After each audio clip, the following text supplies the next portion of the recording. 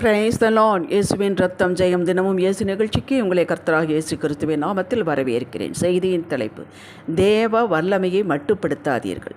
ஆதார வசனம் மீகா 2:7. யாக்கோபு வம்சம் என்று பெயர் பெற்றவர்களே, கர்த்தரின் ஆவி குறுகியிருக்கிறதோ?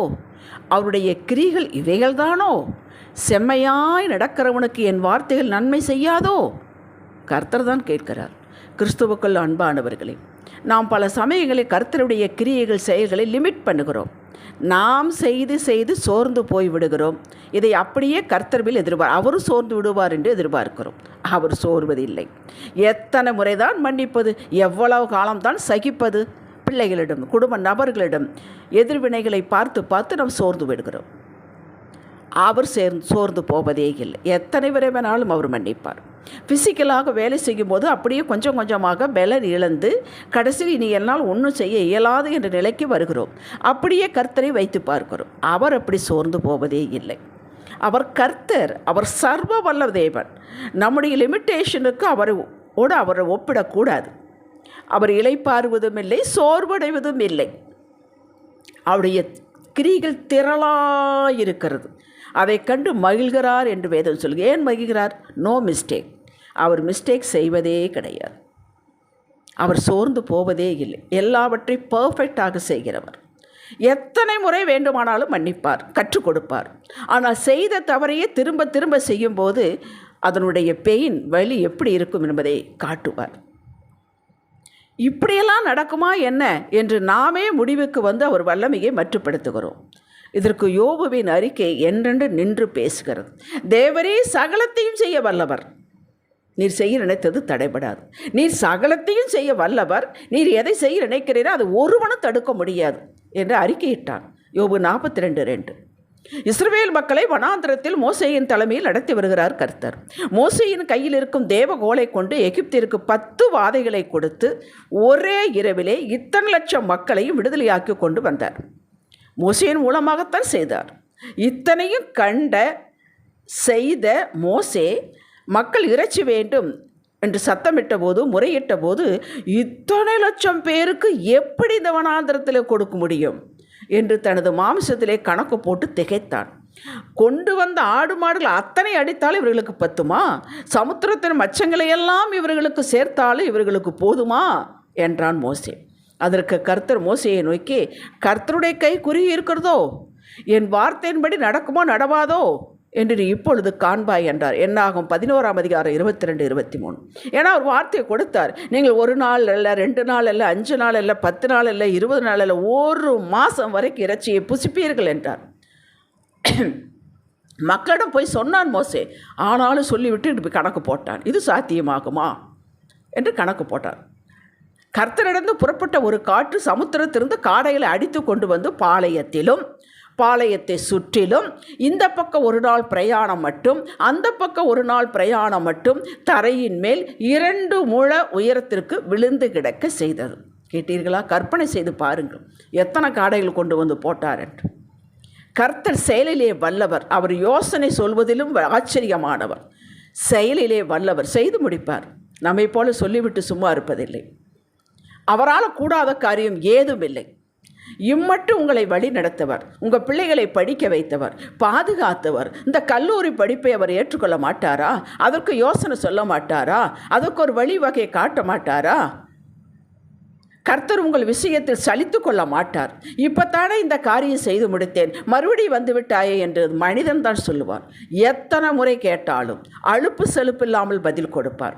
அவர் தன்னிடமே தங்கி தம்மையே சார்ந்திருக்க வேண்டுதானே எதிர்பார்க்கிறார். ஆதியாகமம் 18:23 33 வரை உங்களுக்கு சுருக்கத்தை கொடுக்கிறேன். சோதோம் கொமோரா பட்டணத்தை அழிக்கப் போகிறேன் என்று சொல்லிவிட்டார். அங்கேதானே லோத் இருக்கிறான். உடனே ஆபிரகாமுக்கு கவலை வந்து விட்டது.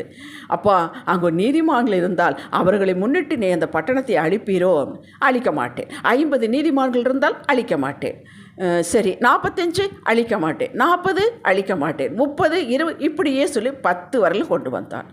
ஒவ்வொரு முறை கேட்கும்போதெல்லாம் கோவிச்சுக்காதீங்க. அவர் கோவித்து கொள்ளவே இல்லை. அங்கே 10 நீதிமான்கள் இல்லை. அதுதான் விஷயம்.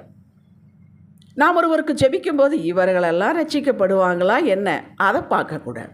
அவங்கள ஆத்மாவைத்தான் பார்க்கணும். அவர்கள் சூழ்நிலை குணங்களில் எதையும் நம்ம பார்க்கக்கூடாது. ரட்சிக்கிறவர் அவர், நாம் ஜெபிக்கணும், அவ்வளவுதான்.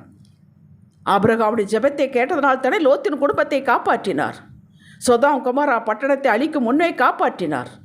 நாம் ஜெபம் பண்ணி அப்படியே செய்வார் என்ற விஷயத்தில் நிலைத்திருக்கும் போது நாம் வேண்டுவதற்கு நினைப்பதற்கு மேலாக செய்வார்.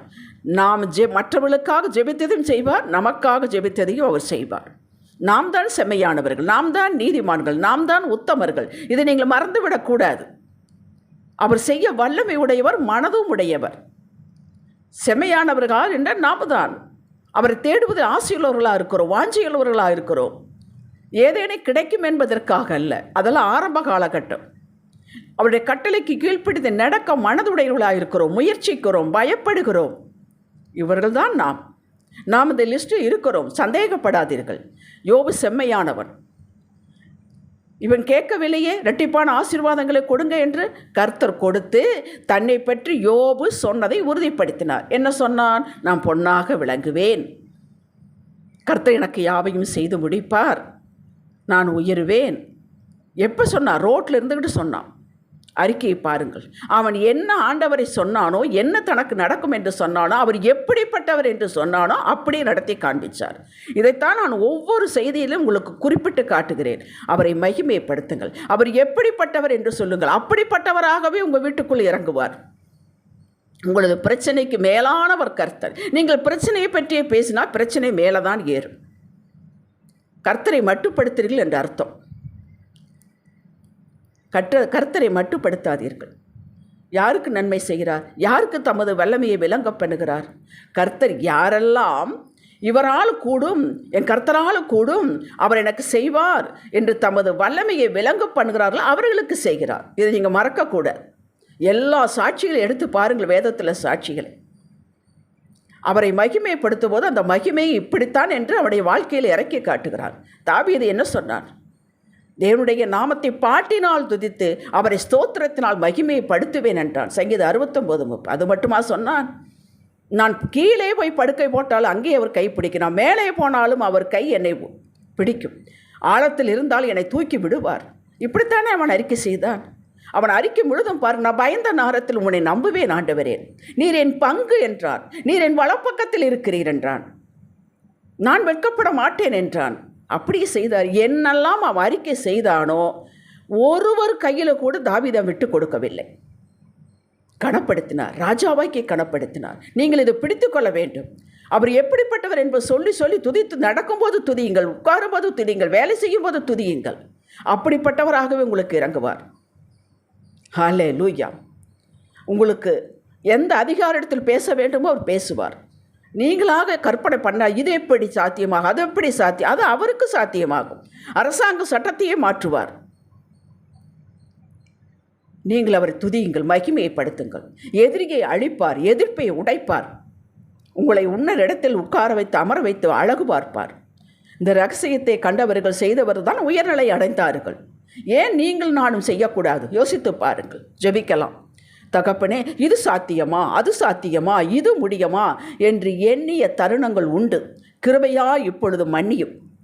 உங்களது வல்லமைக்கு அன்பிற்கு முன்னால் எங்களுடைய தேவை ஒன்றுமே இல்லை. உங்களுடைய மகிமை வானங்கள் மட்டும் எட்டுகிறது ஐயா.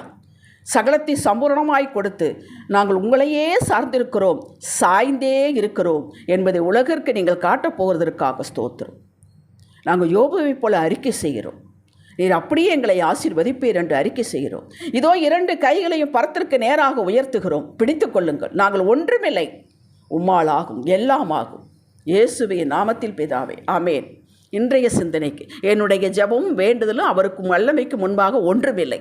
இந்த புரிதலின் மூலமாக நான் துணிச்சலாக வேண்டுவேன், பெற்றுக்கொள்வேன். ஆமேன். ஹல்லேலூயா.